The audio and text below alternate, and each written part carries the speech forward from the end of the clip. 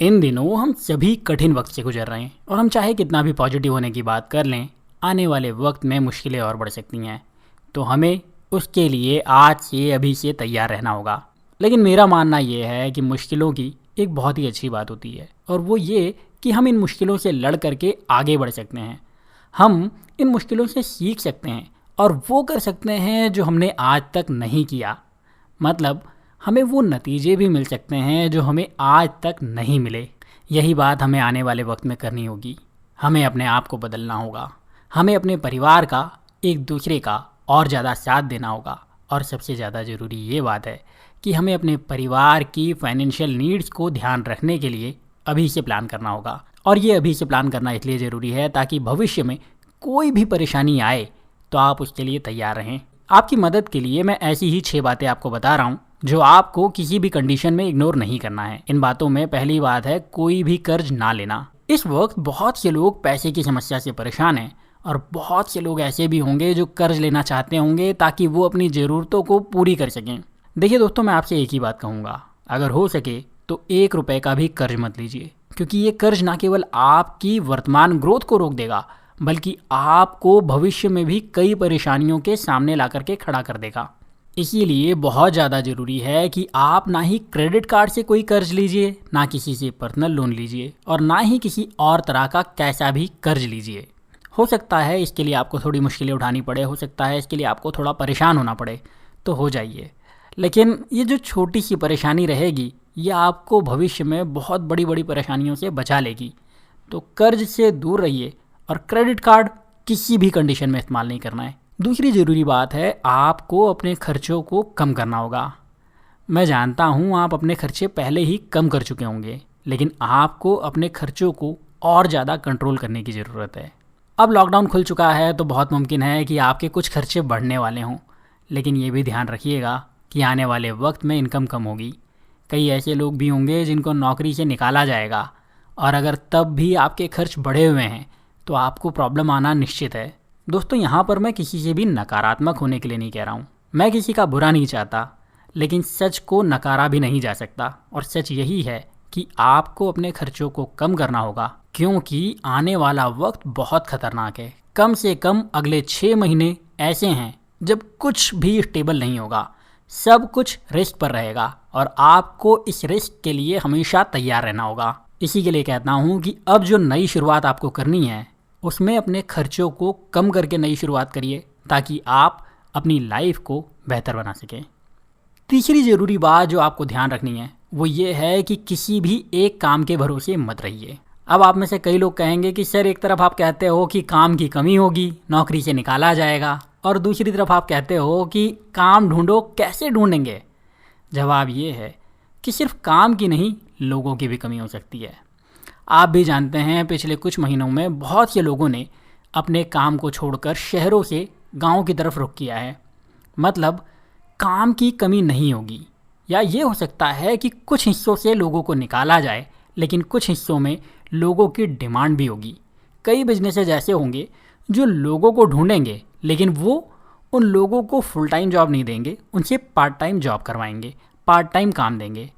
तो आपको करना यह है कि आप अपने लिए एक एक्स्ट्रा काम ढूंढिए, कोई ऐसा काम जो पार्ट टाइम हो, जिसको आप शाम को कर सकते हो और आपको उससे कुछ एक्स्ट्रा पैसे मिल सकते हो। तो इसी के लिए अगर मैं ये कहूँ कि आप एक एक्स्ट्रा काम ढूंढ सकते हैं, बस ज़रूरत है उस इच्छा शक्ति की, उस चाहत की, तो आपको काम ढूंढने में परेशानी नहीं आएगी, आपको एक एक्स्ट्रा काम मिल जाएगा। तो फिर से कहता हूँ कि सिर्फ एक काम के भरोसे मत रहिए, एक काम एक्स्ट्रा ढूंढ लीजिए। चौथी ज़रूरी बात जो आपको ध्यान रखनी है वो ये है कि आपको अपने कंफर्ट जोन से बाहर आना होगा।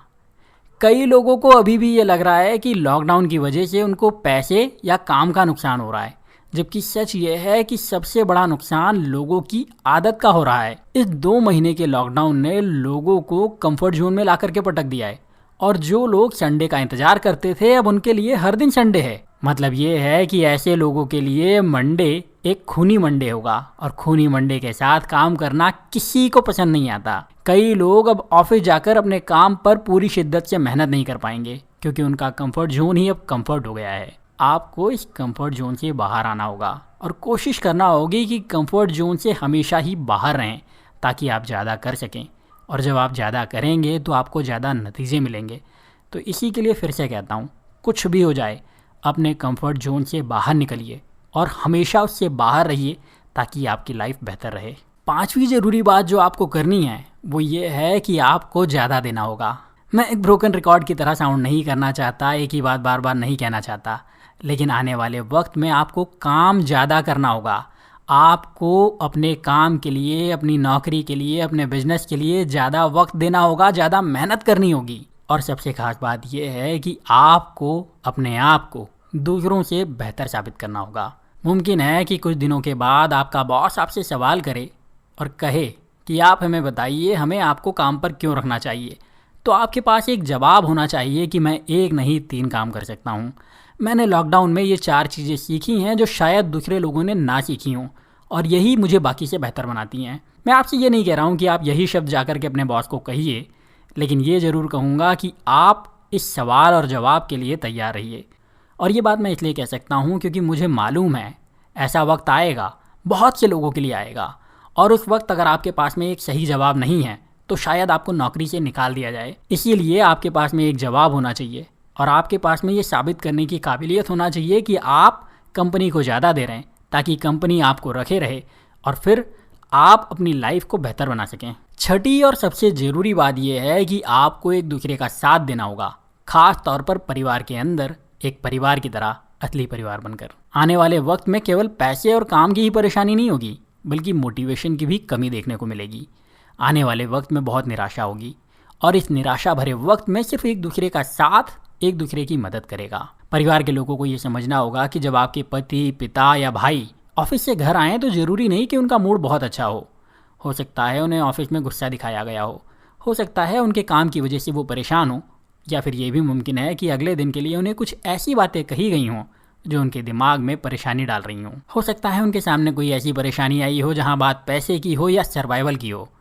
तो इसी के लिए आपको करना ये है कि आपके अपने जब अपने घर आएँ तो उनको और परेशान मत करिए, उनको स्ट्रेस मत दीजिए, उनकी बातों को, उनकी मनोस्थिति को समझने की कोशिश करिए और हर हाल में उनका साथ दीजिए। जब आपका पति घर पर बैठ करके खाना खा रहा है ऑफिस से आने के बाद में, तो प्लीज़ खाना खाते हुए उसको खाने के साथ में जली कटी मत सुनाइए कि तुम्हारी माँ ने ऐसा कहा और तुम्हारे पिता ने मुझे ऐसा कहा। उसको खाना खाते हुए, अपने पति को खाना खाते हुए खाना खाने दीजिए। यकीन जानिए ये बात बहुत छोटी सी लगती है लेकिन इसका इम्पैक्ट बहुत बड़ा होगा। तो अगर आप एक पत्नी हैं, अगर आप बच्चे हैं, अगर आप बड़े भाई हैं, अगर आप छोटे भाई हैं, अगर आप माँ बाप हैं, तो आप अपने बच्चों के लिए या उनके लिए जो आपके लिए बाहर जाकर के पैसे कमाते हैं उनका ध्यान रखने की कोशिश करिए कि आपकी वजह से उनको स्ट्रेस ना हो। और जब आप ऐसा करेंगे तो आप एक परिवार बनकर परिवार का साथ देंगे। उम्मीद करता हूँ अब आप इन बातों को समझेंगे और आने वाले वक्त के लिए खुद को तैयार करके रखेंगे और ख़ुद को बेहतर बनाते रहेंगे। तो आप इन तरीक़ों को फॉलो करिए। वीडियो अच्छा लगा है तो लाइक करिए, शेयर करिए, और अगर अभी तक आपने चैनल को सब्सक्राइब नहीं किया है तो सब्सक्राइब करके बेल का बटन दबा दीजिए ताकि आपको ऐसे ही वीडियोज़ के नोटिफिकेशन मिलते रहें। अभी के लिए इतना ही, अगले वीडियो में फिर मिलता हूँ। तब तक अपना प्यार और वक्त देने के लिए बहुत बहुत धन्यवाद।